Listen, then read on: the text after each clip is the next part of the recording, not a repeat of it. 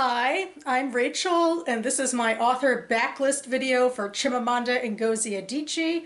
I'm quite excited for only slightly related reasons. I am back on my camcorder. For the last several days, I filmed a couple videos using my phone and whining about it.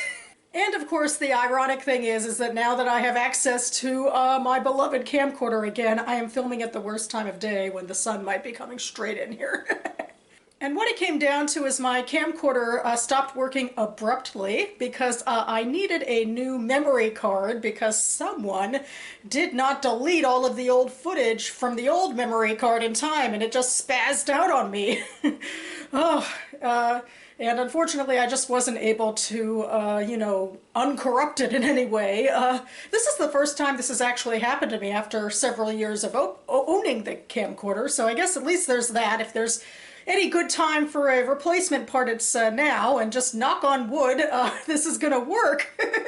And I'll be able to upload this video, so hopefully I can keep this short and sweet. I'm also running out of battery, of course. I did a whole bunch of draining the battery when I was trying to fix the problem on my own. But anyway, this video is on Chimamanda Ngozi Adichie. She is a Nigerian writer born in 1977 who currently spends her time living between Nigeria and the United States. And several years ago, I read her most recent novel, Americana, and rather enjoyed it. I thought she had a nice grasp on characters and their interiority and reminded me of some of my favorite writers, so I really wanted to keep giving her a go. And that only intensified a couple years later when I read her short story collection, The Thing Around Your Neck, so I will leave my reviews for those two books down below. So I thought after that I definitely wanted to go for her backlist, especially her two novels that she wrote before Americana, and then I chose one of her nonfiction works as well. Yeah, that's what I did in December, is I caught up on some of that reading, and now I'm just going to go ahead and give some quick reviews. So I'll start with the first thing I read from her, which was her memoir, Notes on Grief, which she published, I guess I should say 2 years ago now, technically, in 2021. This was in response to the death of her father. He died during COVID, not of COVID. But those stark realities do kind of come into play in what she's writing. But what she is writing really is more of a long-form essay than, any book-length project. But it's visceral and it packs a punch. It just goes into, specifics of, what it was like during the time of his death. First of all, her family was separated across continents and mostly communicating through Zoom calls. And his death was very sudden. And I think that really left a huge impact on her.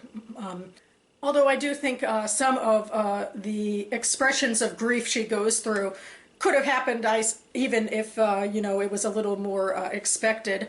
But that is the strength of this piece, and probably why it works, especially in being so short, because if you made it longer, it would perhaps get tedious. But in this length, she can talk almost in a surreal way about what the grief feels like physically, and the reaction she can have to people, trying to respond to her in her grief. And then, on top of that, various memories and emotional associations with her father and her family. And I just felt like there was just something so viscerally real about this rather complex emotion when, a good writer can really dig her teeth into it. So it was a really strong, if sad, way to start out this reading project.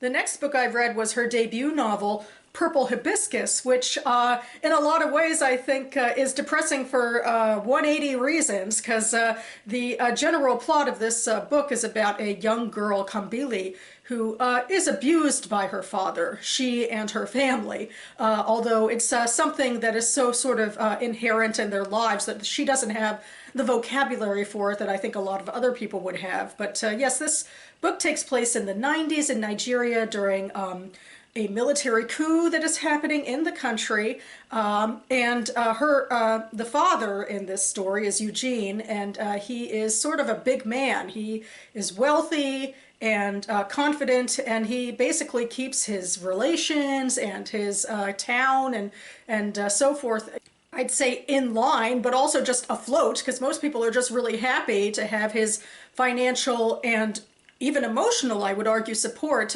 because for a long time, especially during this coup, which is, really trying to clamp down on free speech, he is very energetically supporting the newspaper and that sort of thing. But behind closed doors, he is tyrannical. He is this fundamentalist Catholic. He is very anti other types of churches and the traditionalist Igbo beliefs that, like, even his father is still following. And in fact, he allows his children very limited contact with his family. And meanwhile expects this perfection from them in all things, and when they don't live up to be number one in school or things like that, Kambili and her brother Jaja could be beaten and emotionally abused as well. And so there's all these sorts of examples of things that happen through schooling or religious ceremonies where he always has to call the shots, and anybody, deviating from the path in any way, will really bear some consequences, sometimes some very significant consequences, like her mother losing a child, for example, in pregnancy. But this is something that is so ingrained and normal that Kambili doesn't see it as abuse. She's not angry at him. In fact, I think Adichie really hones into a rather realistic portrayal of someone who has been so conditioned, striving for her father's acceptance. And she's really drank the Kool-Aid. But circumstances intervene where Eugene's sister, Ijeoma, is able to basically get her claws in a little bit and take the children for some time in her university town.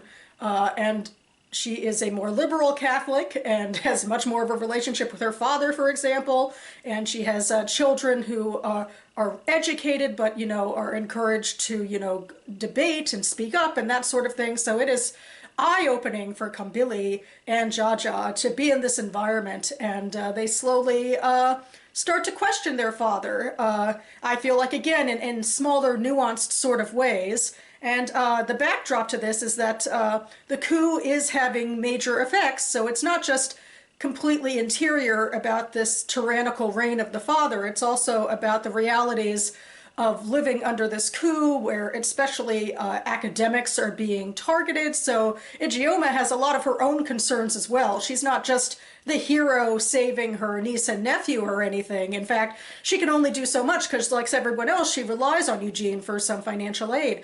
But she does speak up to him as she can, and also has to deal with the fact that her own job might be in jeopardy, and so should she immigrate and that sort of thing.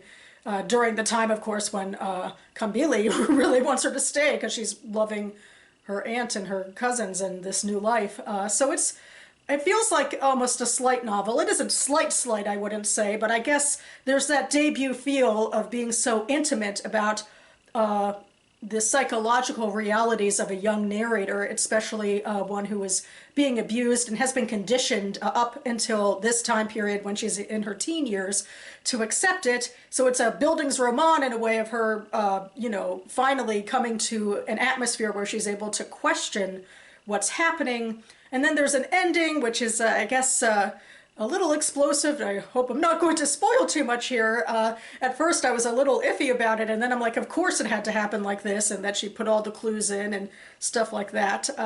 So yeah, I thought this was a great way for her to start out. And then her second novel, Half of a Yellow Sun, feels like a tour de force. In fact, right on the cover here, this particular cover, it says it's the winner of the Orange Broadband Prize for Fiction in 2007. And it's a much more sprawling novel with three third-person POV characters this time, rather than one first-person POV character. And in large part, it covers the Nigerian Biafran Civil War, which I am really thankful and grateful I got to read about in this capacity, because that war figures in Adichie's other writing. Her own family was deeply affected by it. They were Igbo and ergo part of the cultural group that seceded from Nigeria after some violent pogroms and attempted to start the country of Biafra, but then Nigeria and and the other ethnic groups really pushed back on them for that in this brutal civil war in the 1960s, which is, yes, one of the major plot, arcs of this book, which follows three characters around. We have Ugwu, who is an Igbo boy, who is a lower class, much lower class boy, who in fact is, at the start of the novel, becomes the houseboy for a prominent mathematician, and it's quite the cultural shock to go out of his really ramshackle village into this nice house with nice 1960s amenities. And his master is called Odenigbo, and he is both a mathematician and very much a revolutionary, someone who would be instrumental in getting Biafra off the ground. And he is involved with this woman, Olana, who lives with her parents in Lagos. She's Igbo, but she's generally very privileged and in a lot of ways divorced from, more radical or political sects of her society, and her parents, I think, get along much more with just broader society, and she lived a very privileged life, but she really fell for Odenigbo, and I think a lot of this book is about her trying to find her own voice. And then the final person we follow is an Englishman called Richard, who comes to Nigeria because he's interested in writing about some cultural finds that he read about, and he gets involved with Olana's sister, Kainene, who is this enigmatic character, I feel like, who very quietly and self-assuredly knows who she is, even though, she's not seen as beautiful, shock and awe there, or she just is quietly helping out with her family's business, and just has just a wonderful sense of self and just nicely expressed opinions. I just felt like she was that sort of quietly confident character that no wonder Richard fell for her. I think we all could. That's my take. I think she might have been my favorite character. So the book is told in 4 parts. In the first and third part, we're in the early 60s and kind of setting up the characters, and particularly a dramatic fall that happens between them. Like, they have some, dramatics that happen between the three of them and the people in their orbit. And I feel like Adichie did this for a couple of reasons. I feel like she wanted one of the impacts that we learn about in part 3 maybe to be able to be written about more mysteriously in part 2. And I kind of get why she did that, although I'm not a huge fan of the gotcha stuff. Although another big part, I think, of dividing up sort of the introduction to these characters and then their personal melodrama is that maybe it would be a little too top-heavy in this novel that is very much about a very brutal civil war. So part 2 is about the beginnings of that war and the pogroms, and there are very serious cultural and also personal for these characters events happening of a much broader nature and more harrowing nature as well. And then finally in part 4, it's really when the war is at its worst, and by this point everyone's been driven from their homes and is living in relative poverty, and I mean there's some horrific scenes in here about what people are enduring, and it goes into a lot of the realities of war when people turn on each other, especially when there aren't many resources to be had. And also, there's a lot of commentary in here about how colonialism and how Europe carved up Africa without much regard for pre-existing ethnic realities for the African tribes, like how that played into this. But she does it with a lot of nuance. This is not some, political treatise. Although a big part of the story is asking, like, whose story is this to tell? Like, there is a fourth wall in this kind of being broken, where there is a story about the Biafran War that one of the characters is writing. And one of the major cruxes of that is also just a reaction to contemporary times when so much of the world either backed Nigeria or just didn't give enough care and attention to the realities of Biafra and what those people were experiencing.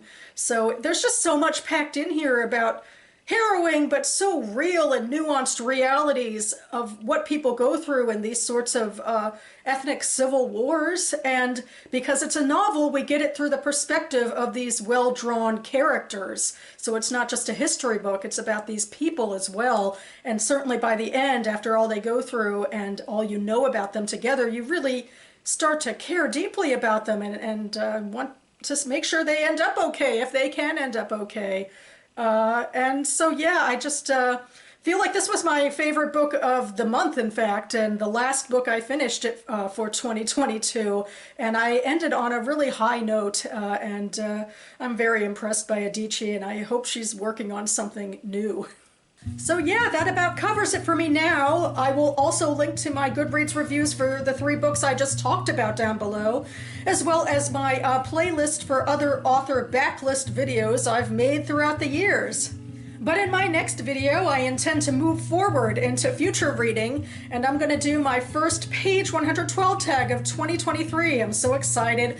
I always enjoy doing these videos and the spontaneity of, what I'm going to choose, because I have a mug of all of my physically owned titles, and I choose 3 and then pit them against each other in this TBR game. And especially now for January, I just replenished my little mug with all of my most recent acquisitions. So it's just a fresh new sense of excitement coming up. So stay tuned.